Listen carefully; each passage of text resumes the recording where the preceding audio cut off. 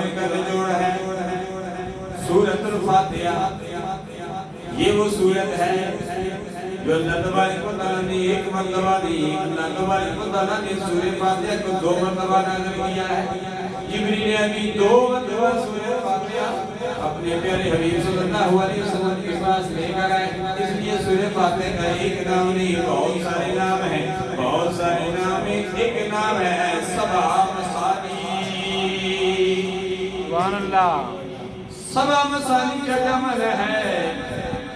پڑھے لکھے حضرات موجود ہیں، درس نظام کی طالب علم بھی موجود ہیں، طالبات بھی موجود ہیں. سبع مثانی کا مطلب ہوتا ہے 7 آیات، وہ آیات جو 2 مرتبہ نازل ہوئی ہیں.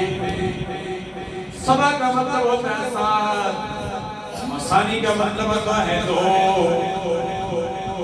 سورہ فاتحہ کو سبع مثانی اس لیے کہتے ہیں کہ یہ 2 مرتبہ نازل ہوئی ہے. اور سورہ فاتحہ کا کمال یہ ہے یہ نازل تو 2 مرتبہ ہوئی ہے، لیکن سورہ فاتحہ بار بار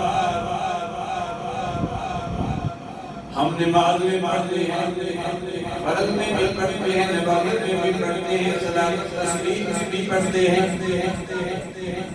یہ کو بہت زیادہ ہے. پہلے کوئی اتنا کہ پڑھنا جائے پہلے پھر یہ جاننا جائے ہمیں ڈر لگتا ہے.